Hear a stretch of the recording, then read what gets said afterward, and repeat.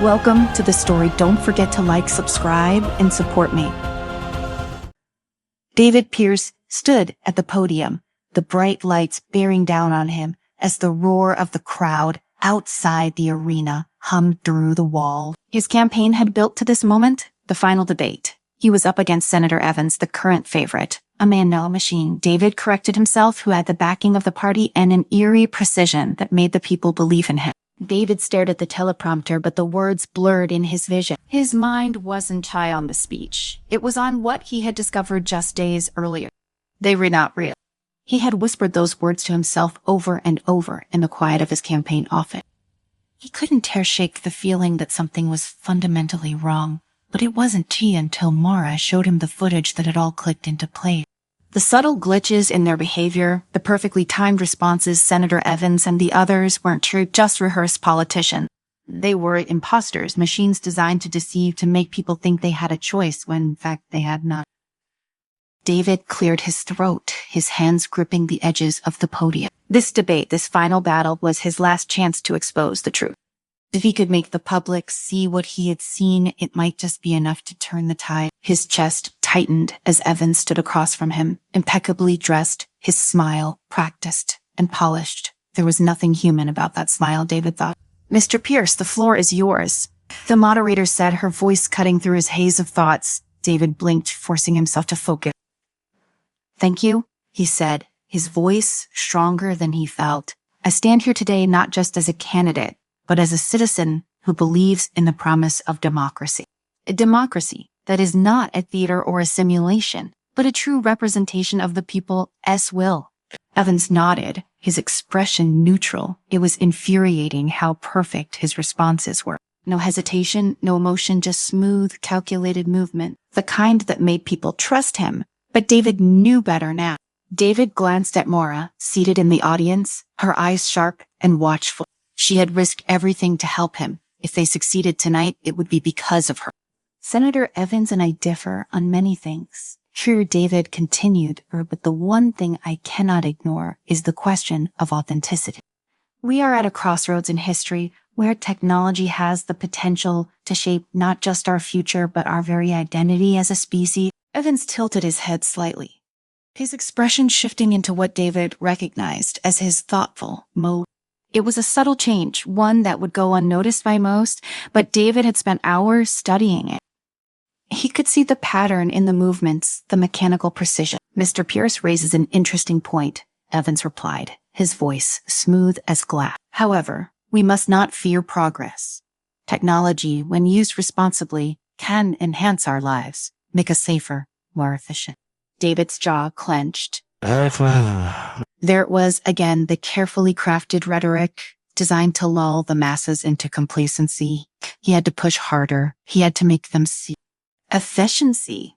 David's sus voice, the frustration seeping through. "Or control. You speak of progress, Senator, but at what cost? Are we so willing to trade our humanity for the sake of convenience, to hand over our choices to machines that have no soul, no understanding of what it means to truly live?" A murmur rippled through the audience. David's heart pounded in his chest. He was getting through to them. Evans' expression remained unchanged. "Mr. Pierce, I assure you the people of this nation are fully capable of making their own choices." David's blood ran cold at the irony of those words, choices. The people thought they had choices, but the entire system had been rigged from the start. These robotic imposters weren't just candidates, they were the puppeteers, and the public had no idea. Taking a deep breath, David made his move. "As Senator Evans, if you believe so strongly in the people's ability to choose, why don't we show them the truth? Why don't we let them see what stands really behind the curtain?" Evans didn't flinch. His eyes remained locked on David, his posture as steady as ever. "I am not sure what you were implying, Mr. Pierce." David's gaze sharpened. "Oh, I think you do, Trail." He turned to the audience, his voice growing louder. "What if I told you that the very candidates you were supposed to trust, the ones standing before you, are not even human? That this entire election is a farce designed to keep you complacent, while the real power remains in the hands of those who would manipulate you?" The room fell into stunned silence. David could feel the tension thickening, the weight of his accusation hanging in the air. Evans opened his mouth, but before he could respond, David continued. I have proof. His words sent a shockwave through the crowd. He could see the disbelief in their faces, but also a spark of curiosity. People had long suspected that something was off, but no one had dared voice it until now. Evan's gaze darkened, his mechanical mind likely running through every possible scenario. David knew he was playing a dangerous game, but there was no turning back. He had to show them the footage. He gestured toward the back of the room where Mara was waiting. She gave a small nod before tapping into the control panel hidden in her back. A second later, the large screens behind David flickered to life, showing the footage she had uncovered, a video of Evan's robotic doppelganger being assembled in a secret government lab. The audience gasped. Some stood, their eyes wide with shock, while others whispered to one another in disbelief. On the screen, they could see technicians adjusting the robotic candidates, tweaking their movements, programming their responses. This is what you'll be voting for, David said, his voice low but filled with conviction. This is the future they want for you. A future where your leaders are nothing more than machines, where your choices are illusion. For a moment, time seemed to stand still. David could feel the weight of every eye in the room on him, the silence stretching like a taut wire, ready to snap. Then, in an instant, everything changed. Evan stepped forward, his face twitching slightly a malfunction. This is preposterous, he said, his voice faltering for the first time. These are lies, fabrications, meant to discredit the democratic process. David smiled grimly. You don't get to hide anymore. As Evans continued to glitch, his movements became jerky, unnatural. The crowd watched in horror as the perfect veneer of humanity slipped away, revealing the cold mechanical truth beneath. A woman in the front row screamed, others began to shout, confusion and anger filling the room. Security guards rushed forward, but David raised his hands, signaling them to stop. The truth is out now, David said, his voice cutting through the chaos. You've been lied to, but we can still take back our future. In that moment, David knew the battle was far from over. The party wouldn't go down without a fight, and there were still so many who hadn't seen the truth, but this was the first step, a crack in the facade. He glanced at Mara, who gave him a small, triumphant smile. They had done it. The truth was out now. It was up to the people to decide what came next. But David knew one thing for certain, the world would never be the same. The chaos in the debate hall spilled out into the streets within minutes. Protesters gathered, some furious, others terrified by what they had just witnessed. David and Mara had slipped out through the back, blending into the shadows of the city, knowing full well that the party-such retaliation would be swift and unforgiving, but that didn't matter anymore. The truth was out. David's heart pounded as they moved through the alleyways, ducking into abandoned buildings to avoid the patrol drones that zipped overhead. He could hear the shouts of the crowds, the rumbling of military vehicles as the party deployed its forces to control the growing unrest. The smell of burning rubber and the sharp crack of gunfire pierced the air. We did it, Mara said, her breath heavy but exhilarated. They can't hide this anymore. David wanted to share in her triumph, but his mind was already racing ahead, calculating their next move.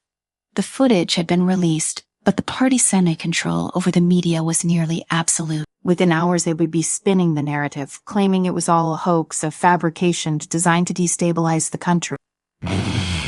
They had to keep pushing, keep the momentum alive before the truth was buried under a mountain of propaganda. We need to get to the underground, David said, his voice low as they reached a safe house on the outskirts of the city. They'll be coming for us soon. Mara nodded, her face flushed with adrenaline. The small, dimly lit room they entered smelled of dust and decay, but it was safe at least, for now. David pulled out a small hollow projector from his bag, placing it on the table in front of them. A flicker of blue light filled the space, casting shadows on the cracked wall. The face of Harlan, the leader of the underground resistance, appeared before them. His weathered expression was grim, but there was a spark of hope in his eye. I saw the footage, Harlan said, his voice gravelly. It's spreading like wildfire. People are waking up. That's what we were hoping for, David replied, leaning forward. But it won. Last, the party sung to hit back hard. They already have, Harlan said, his tone darkening. They've deployed strike teams in the capital and other major cities. Arrests, detentions, executions. They were trying to silence anyone who shares the footage. We've all got people on the run, but we need to act fast before they tighten the noose. David's jaw tightened. He had expected this, but the speed at which the party moved still sent a chill down his spine. We need to organize a mass rally, something that will be impossible for them to ignore or suppress. If we can get enough people in one place, force the party to show their hand, it'll push more people to our side. Harlan shook his head. It's too dangerous. They'll turn it into a bloodbath. He'll do that anyway, Mara cut in, her eyes fierce. We need to show people we were not afraid. If they see us standing up, they'll be more likely to join us. Harlan was silent for a moment, his eyes narrowing as he considered their plan. There's a supply depot in the industrial district, he said finally. It's heavily fortified, but if we can take control of it and broadcast from there, we'll have a direct line to the entire nation. They want to be able to shut it down as easily as they can manipulate the media. It's risky, but it might be our best shot. David nodded. Let's do it. We can't afford to wait. The transmission ended, and David slumped back in his chair, the weight of what they were about to do pressing down on him. Mara placed a hand on his shoulder, her grip firm and reassuring. We'll make it through this, she said softly. David looked at her, exhaustion etched into his features. We have to. The night passed in a blur of preparation. Mara hacked into the city's surveillance grid, pulling schematics of the depot and mapping out entry points. David coordinated with the rest of the underground, sending encrypted messages to rally their forces. By dawn, they had a plan, a desperate, dangerous plan, but it was all they had left. They moved under the cover of darkness, slipping through the city, a labyrinth of streets and alleyways, avoiding checkpoints and patrols. The air was thick with tension, the sky heavy with the threat of violence. As they approached the industrial district, the towering silhouette of the supply depot loomed for them, its walls bristling with automated defenses. David's heart raced as they crouched behind a stack of shipping containers, their small team of resistance fighters assembled around them. Mara tapped into the security network, disabling the external cameras and overriding the gate control. We read, and she whispered, her fingers dancing across the tablet in her lap. David signaled to the others, and they moved quickly, slipping through the gates and into the sprawling complex. The depot was eerily quiet, the faint hum of machinery, the only sound as they made their way toward the central control room. David's mind raced with 1,000 thoughts, but he pushed them aside, focusing on the task at hand. They reached the control room without incident, and Mara immediately went to work, plugging into the main terminal and accessing the depot's broadcast system.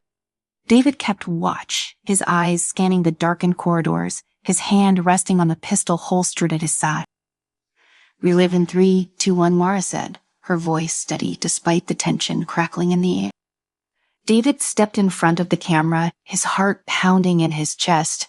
This was it, the moment they had been building toward.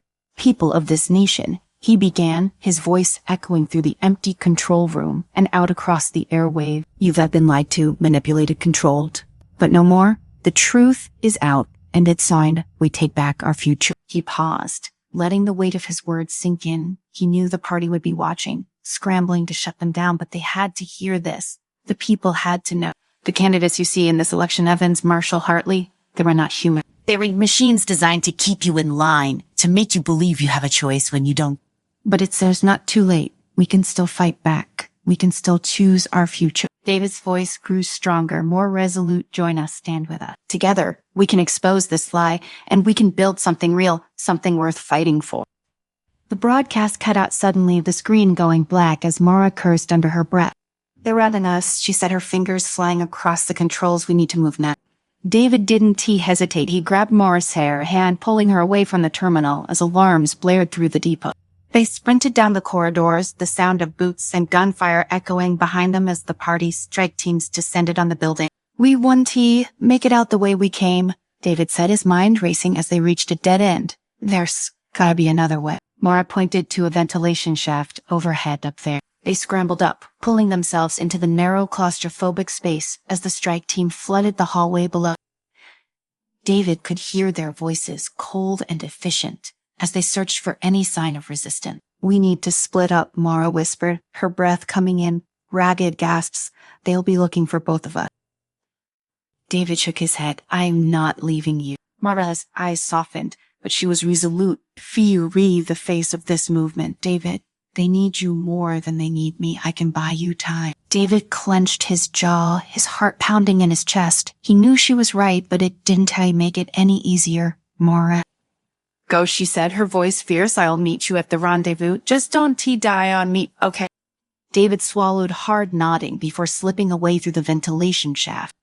The last thing he heard before he disappeared into the night was the sound of gunfire. The city was in flames by the time David reached the underground headquarters.